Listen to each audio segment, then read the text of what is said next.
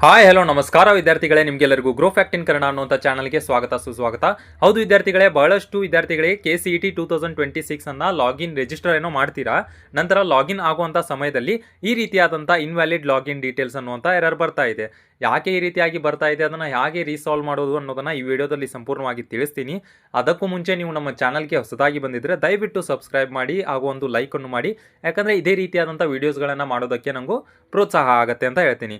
ಯಾವುದೇ ಸಮಯದ ವ್ಯರ್ಥವನ್ನು ಮಾಡದೆ ಈಗ ನಾವು ಪ್ರಾಬ್ಲಮನ್ನು ಸಾಲ್ವ್ ಮಾಡೋಣ. ನೀವು ರಿಜಿಸ್ಟರನ್ನು ಈಗ ಮಾಡ್ಕೊಂಡಿದ್ದೀರಾ.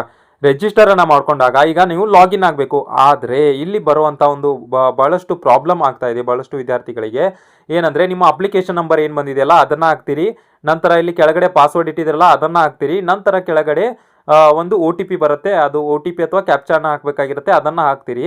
ಹಾಕಿದ ತಕ್ಷಣ ಲಾಗಿನ್ ಎರರ್ ಅಂತ ಬರ್ತಾ ಇದೆ, ಲಾಗಿನ್ನೇ ಆಗ್ತಾ ಇಲ್ಲ, ಎನೇಬಲ್ ಟು ಲಾಗಿನ್ ಅಂತ ಬರ್ತಾ ಇದೆ.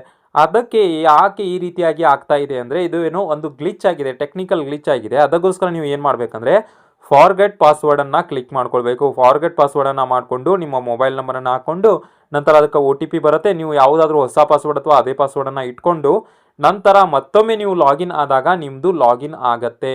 ಹಾಗೂ ಇನ್ನೂ ಕೆಲವರಿಗೆ ಏನಾಗ್ತಾ ಇದೆ ಅಂದರೆ, ಫಾರ್ಗೆಟ್ ಪಾಸ್ವರ್ಡ್ ಹೇಳಿದ ತಕ್ಷಣ ಒಂದು OTP ಬರುತ್ತೆ. ಆ OTPನೂ ಕೂಡ ಬರ್ತಾ ಇಲ್ಲ. OTP ಕೂಡ ಎಷ್ಟು ವೇಟ್ ಮಾಡಿದರೂ ಕೂಡ ಆ ನಂಬರ್ಗೆ OTPನೇ ಬರ್ತಾ ಇಲ್ಲ.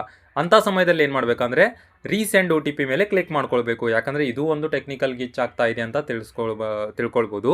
ನೋಡಿ, ರೀಸೆಂಡ್ OTP ಅಂತ ಕ್ಲಿಕ್ ಮಾಡಿದ ತಕ್ಷಣ ಆವಾಗ ನಿಮಗೆ OTP ಬರುತ್ತೆ.